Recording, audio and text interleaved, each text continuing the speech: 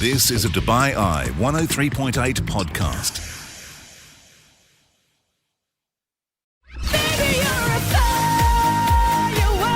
This is Afternoons with Helen Farmer. Live your best life on Dubai Eye 103.8. You're listening to the Afternoons with Helen Farmer podcast as we listen back to some of our favourite guests, stories, advice and more. How are you financially independent from your spouse? Male or female, we all need to be striving to have our own get out fund. We were in conversation with Toni Hughes about how to do that and heard some of your opinions on what that looks like for you. Life Balance on Afternoons with Helen Farmer. Are you financially dependent on your spouse? And how important is financial independence for spouses who stay at home? We're not just talking about housewives today. Of course, many men out there who either choose to stay at home or maybe lost their job. So I have to say we've had a lot of messages on this, both through Instagram and on the text line as well. And joining us on the phone line is Toni Hughes. How are you, Toni? Great, thank you, Helen. And yourself? I'm very well. I'm very. I feel slightly uncomfortable talking about this, and I feel like that's it's quite an interesting one, you know, because every couple does it differently. Every couple navigates this differently, and every couple has a different balance in their home in terms of earnings. Someone might be out earning the other. Some spouse might not be working at all. And when you are financially independent, you are the sole architect of your financial future. And these days, an overwhelming number of young women are still financially dependent on others. That could be parents, relatives, married women on their spouses, and men as well, of course.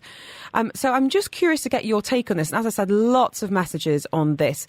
Toni, can I ask you, as an advisor at Finsbury and Associates, what do you commonly see here amongst couples?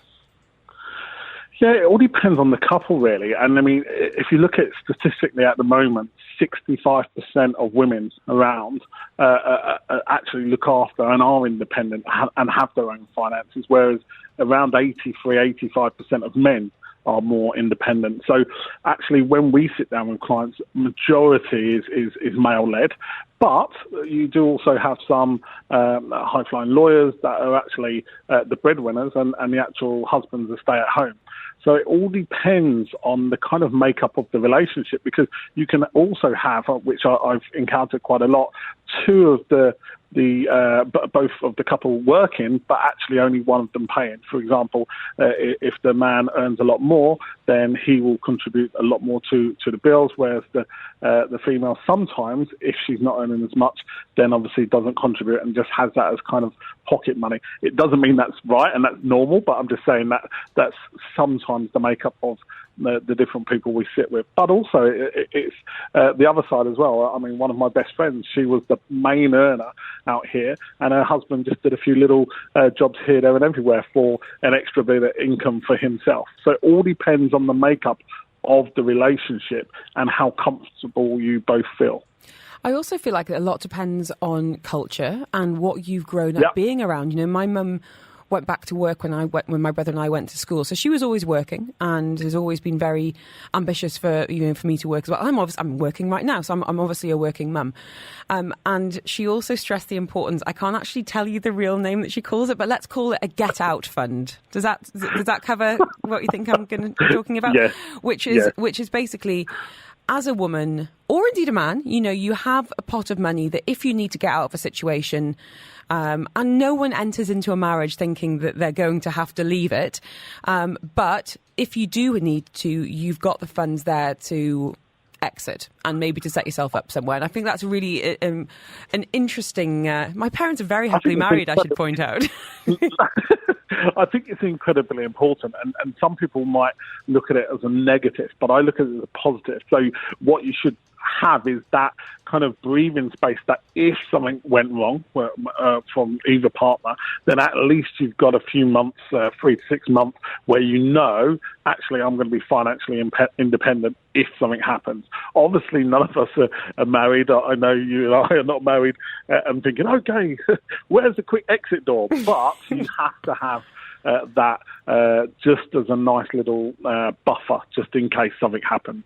Can I ask you, you mentioned the statistics earlier about more men being financially independent than women. Why do you feel women face additional challenges when it comes to achieving financial independence?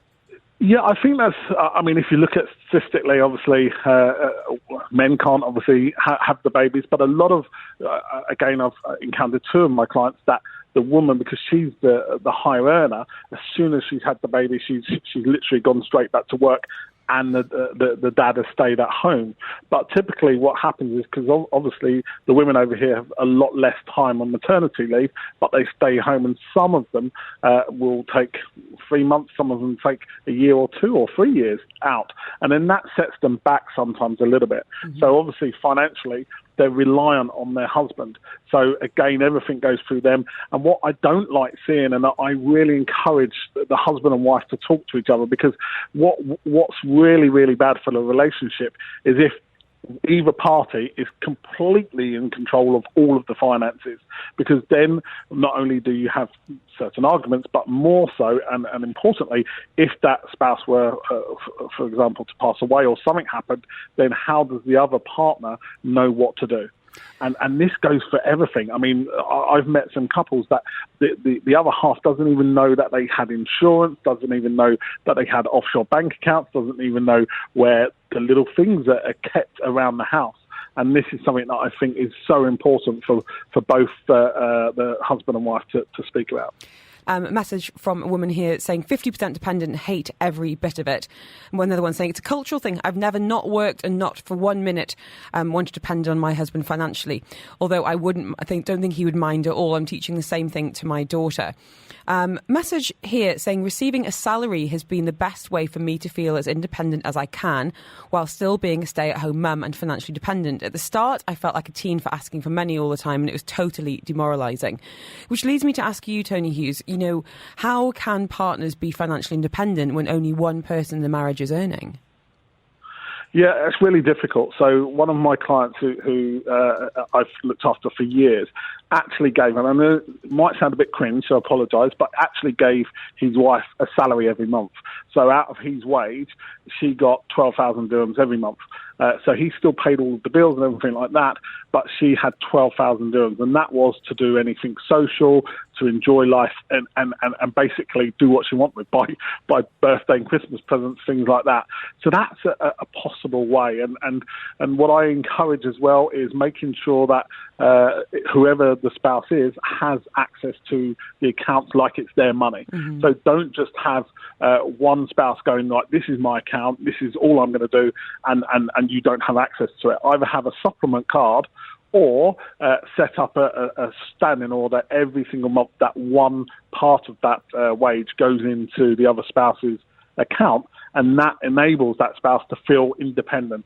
Because if you're constantly, as the other spouse, going, can I have this, I need that, you've not given me enough money to pay this bill, it does really kind of grate on a lot of people, and people are like, I am really dependent on that person giving me that money. Whereas if you have your own account or a supplementary card where you can just go out and willingly spend, then I think that's better.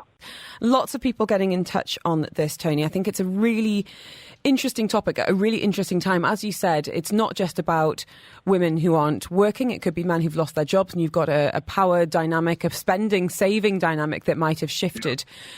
We've got some messages here. This is Kylie, which is not her real name. I was always independent. I've been working since I was a teenager, and this is the first time in my life I've actually been dependent on somebody, on my husband, for my financially. And it's a little bit scary, especially given that just before we moved to Dubai, I was working as a very successful insurance executive back in Canada. So for me to be home right now and completely dependent on him is just a little bit scary. The plan is for me to eventually go back to work, but being in a new country, especially with the economic times that we're living in right now, doesn't really help. But my husband's been great about it. I mean, he understands that this is for the family, and there's no rush, but I think I know I will want to go back to work eventually.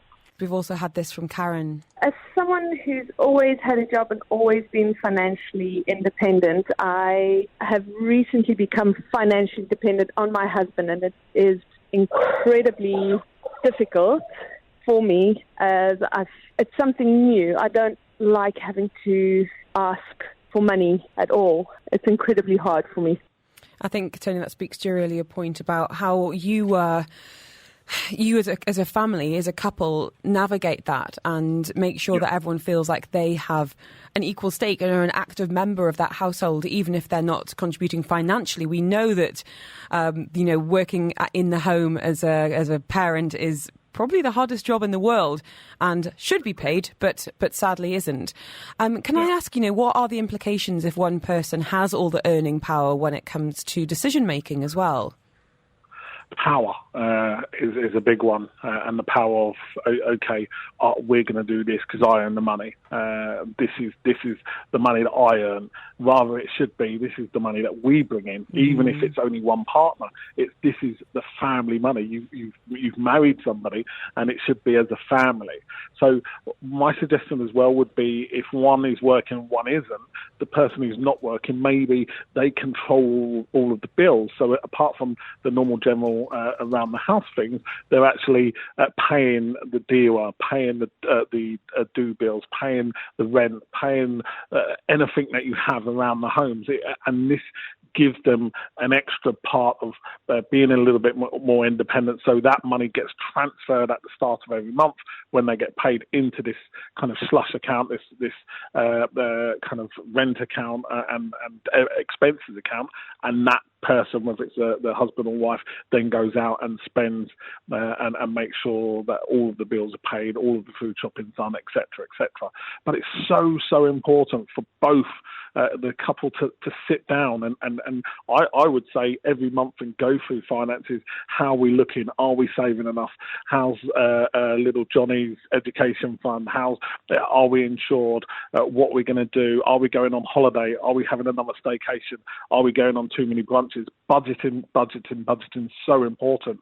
And as long as you have that open relationship, so you're talking to each other, then I think it will be good. I think that the problem is where somebody has all the power, because that's what it is, and takes that all away from the other partner and says, well, actually, don't worry about that. I'm earning the money, so I'll pay for this, I'll pay for that, I'll pay for that. And that can be a problem. I think that some of the best ones are, I've got quite a few power couples that I look after, and both husband and wife have got really good jobs. And that's quite good because that they both rely on each other to actually speak to each other about, okay, this is what we're doing, and they make all of the decisions together. I think sometimes when I sit down with one person and that person's making all of the decisions, then that can be bad for the relationship. Let us know your thoughts. As I said, lots of messages on this and some really quite divisive opinions. One, as I said, completely anonymous as well, if you prefer. One saying, I'm completely dependent on my husband and wish I wasn't. I'm honestly not cut out to balance work and home, hence have never ventured into the professional world. Also blame cultural mindset. If I could turn back time, I would strive to be totally independent. And I now instill that in my children. They need to work hard and be independent regardless of gender. And a female listener got in touch saying, after being blindsided with a divorce, yep, I now truly understand how stupid I was to be completely at his mercy financially. Lesson learnt, never again. As I said, Tony, I'm not planning on leaving my husband, but it's good to know that if something was to happen, I think I'd be okay. Never and say that's never. The other thing. I mean, exactly. I mean, the spouses as well, they can have their own side hustle. Whether it be baking, whether it be going out gardening, whether it be doing something that brings in extra money, whether it be doing consultations online or anything you would like. And that can help bring something in. But I definitely think you have to have a kind of get out of jail free card just in case something happens. As the saying goes, Noah didn't build the ark when it was raining. Better to be prepared. Tony, thank you so much for your time. Always appreciate all of your insights. And you can be found at Finsbury Associates for anyone who's looking for a bit of independent financial advice specific to their situation. Tony, thank you so much. Life Balance on Afternoons with Helen Farmer. You've been listening to a Dubai Eye 103.8 podcast. To enjoy lots more from Dubai Eye in the United Arab Emirates, just go to DubaiEye1038.com or find them wherever you normally get your podcasts.